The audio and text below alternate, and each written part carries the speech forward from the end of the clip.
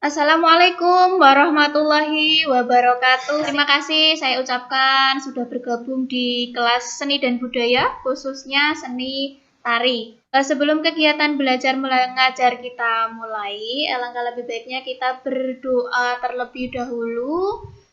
Mas Yolanda, silahkan untuk memimpin doa terlebih dahulu.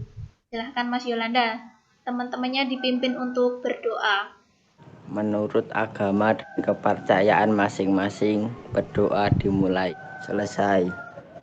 Ya, terima kasih. Kita sudah berdoa. Saya mengingatkan kembali ya anak-anak untuk mengisi presensinya di Google Form, link Google Form. Kalian sudah mengisi semua kan?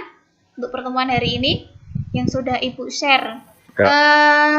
Untuk link Google Form sudah saya cek semuanya hadir, genap, ada 6 siswa yang bergabung di kelas ini, tidak ada yang izin. Coba kita ingat kembali untuk di pertemuan minggu lalu, Bu Dia sudah memberikan materi tentang jenis, fungsi, dan unsur seni tari. Jenis-jenis tari, siapa yang masih ingat? Jenis-jenis tari yang sudah Ibu sampaikan di pertemuan minggu lalu. Jenis-jenis tari, siapa yang masih ingat? Silahkan buka. Iya, Mbak Furi, silahkan untuk dijawab. Apa coba? Tari berdasarkan jenisnya dibedakan menjadi 3, yaitu tari tradisional, tari kreasi baru, dan tari kontemporer. Ya, oke. Sip, bagus sekali. Akan saya bagikan melalui share screen ya materinya. Mohon untuk dicermati, diamati, kemudian dipahami dari paparan materi yang Ibu berikan melalui PowerPoint. Simbol tari. Sebelum Ibu mengupas secara jelas tentang simbol tari ini, adakah yang tahu kira-kira sudah pernah membaca atau sudah pernah mendengar istilah simbol-simbol pada tari? Ada simbol gerak, simbol busana, dan simbol rias. Adakah yang sudah tahu kira-kira mencoba untuk menjawab tentang simbol gerak mungkin? Ada yang bisa untuk memberikan jawaban? Ya, silahkan untuk dijawab. Saya, Bu. Ya. Saya sempat pernah membaca simbol gerak. Baca ya? Iya, Ya, Bu. simbol gerak. Bagaimana Mbak Caca? Simbol gerak itu adalah ekspresi seorang penari dalam menyampaikan pesan melalui gerak. Bagaimana Ibu? Itu jawaban saya, kira-kira. Ya, terima kasih. Jawabannya bagus sekali. Simbol gerak memang ya, berarti si penari kan media utamanya adalah gerak. Jadi simbol gerak di sini, bagaimana si penari itu memvisualisasikan gerakannya melalui simbol-simbol gerak yang mempunyai makna. Jadi gerak-gerak itu mempunyai arti. Nah, simbol busana barangkali ada yang tahu anak-anak? Simbol busana. Apa coba simbol busana? Simbol busana. Adakah yang bisa menjawab? Ya, Yolanda, Bu, coba Yolanda, Bu, belum jawab, Bu, Yolanda. Saya, Bu.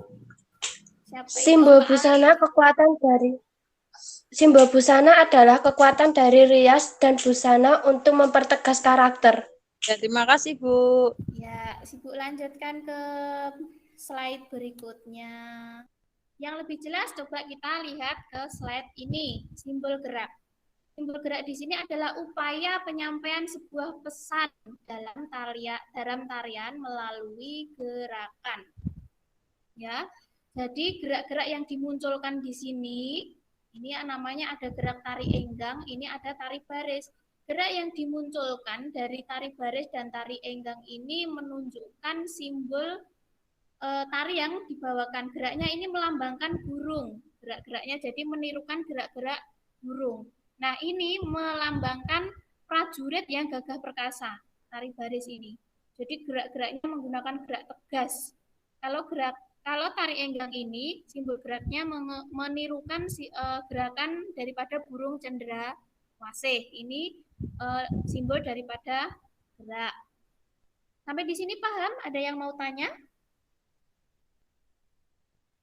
Sudah paham, Bu? Tidak, paham. Ya, terima kasih. Baik, kita lanjutkan ke slide selanjutnya.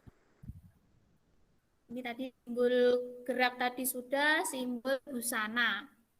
Nah, simbol busana adalah tata busana membuat pemirsa lebih mudah menginterpretasi cerita yang ada. Seperti yang Ibu ungkap di depan tadi, kalau busananya ini adalah interpretasi atau membawa imajinasi dari penontonnya. Ini apa? Seekor apa ini? Kalau Anda mencermati ini apa? Ini kita sekarang ke simbol busana ya. Saya ulangi lagi, simbol busana ini tata busana yang membuat pemirsanya lebih menginterpretasikan cerita yang ada. Di sini Ibu mencontohkan ada tari jentayu dan tari enggang. Apakah interpretasi kalian dari busana atau kostum yang dipakai dari kedua penari ini? Kalian punya interpretasi atau punya imajinasi ini kira-kira apa ya? Seperti itu. Kira-kira ini apa? Burung. Iya, betul sekali. Mas Iwan ya tadi ya? Sampai di sini paham? Kalau paham, saya lanjutkan ke simbol rias. Nah, silakan diamati untuk bagian simbol rias ini atau tata rias wajah. Ini ada rias tari gambyong, tari jaipong, ada tari rahwono, ada anoman. Nah, simbol rias itu apa toh, Bu? Simbol rias di sini adalah tata rias wajah yang sangat kontras karena mempunyai ekspresi bagi penari agar dapat terlihat jelas dari penontonnya. Nah, sekarang kita ke rias karakter. Rias karakter ini disebut dengan karakter. Kenapa disebut dengan rias karakter? Karena dari bentuk riasan itu membentuk suatu karakter. Kalau kalian mau melihat ini ya, kira-kira ini karakternya bagaimana anak-anak? Karakter dari kedua tokoh ini bagaimana? Yang merah galak, menyeramkan. Ada yang bilang galak, ada yang bilang menyeramkan. Betul sekali, berarti imajinasi anak-anak sampai ya. Berikutnya tentang bentuk penyajian tari. Ada tari tunggal, tari berpasangan, dan tari kelompok. Sudahkah pernah kalian melihat tari yang disajikan secara tunggal? Ada, Bu. Iya, coba saya, apa? Bu. Tari apa coba? Bondan itu bisa, Bu, bondan. Tari bondan. Ya, betul. Tari bondan itu ditarikan oleh satu orang penari. Jadi bentuk penyajian tari ada 3 ya menurut koreografinya. Tari tunggal, tari berpasangan, dan tari kelompok. Untuk lebih lengkapnya kita ke slide berikutnya. Ya, ini contoh dari tari tunggal. Slide berikutnya. Ada tari berpasangan. Tari berpasangan yaitu jenis tari yang dilakukan oleh 2 orang penari. Nah, Ibu tegaskan di sini ya, tari berpasangan ini tari yang ditarikan oleh 2 orang penari di atas panggung. Dalam artian kedua penari ini mempunyai komunikasi. Ya, mempunyai komunikasi gerak. Bisa kalian perhatikan di sini, gambar-gambar ini mereka tidak menari sendiri-sendiri, tetapi mempunyai komunikasi gerak. Bisa dipahami, nggih? Tari yang disajikan 2 orang dengan tari berpasangan. Nggih? Ampun, Bu, terima kasih. Nah, terakhir tari kelompok. Nah, tari kelompok ini adalah tarian simultan yang dikoreografikan atau dirancang untuk ditampilkan secara kelompok. Pada dasarnya ini memang ditampilkan secara kelompok, tidak bisa ditampilkan secara tunggal. Gambyong massal, gambyong yang gambyong 5.000, gambyong 10, gambyong 100. Itu konteksnya tunggal, Bu. tari tunggal. Tunggal tapi penarinya banyak, jadi gerakannya sama semua gitu loh, Bu. Ya, betul. Betul sekali jawaban dari Mbak Caca ya. Berarti Mbak Caca sudah paham dari gambar-gambar yang Ibu berikan. Mbak Caca sudah bisa memilah atau mengidentifikasi, oh ini termasuk tari tunggal tapi disajikan secara kelompok, sedangkan tari saman ini memang benar-benar tari kelompok. Untuk materi selanjutnya, ini silakan kalian cermati atau kalian amati. Ibu akan membagikan video, ya, akan membagikan video. Silakan nanti diamati, 1, bentuk penyajiannya, 2, riasnya, kemudian kostum yang dibawakan atau dikenakan. Itu nanti silakan dicermati, silakan kalian berdiskusi lewat WA group, kemudian nanti kalau sudah berdiskusi, Ibu berikan waktu untuk diskusi, silakan salah satu kelompok untuk mempresentasikan, yang lain bisa menanggapi.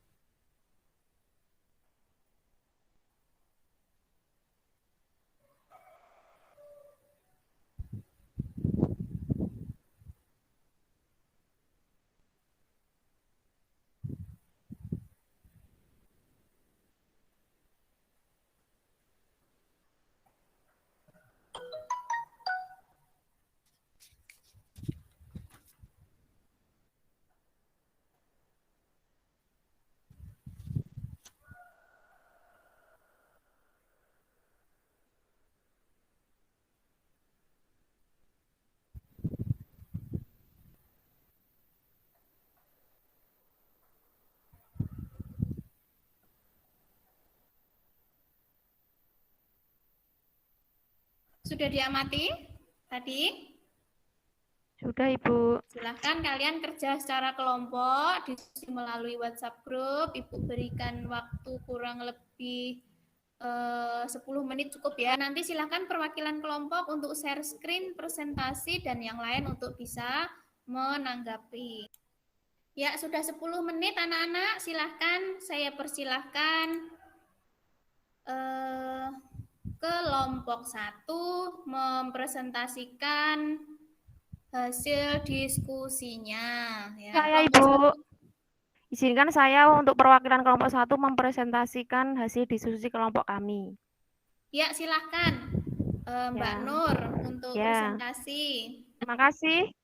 Ya, terima kasih Ibu Dia sudah memberikan waktu untuk saya perwakilan dari kelompok 1.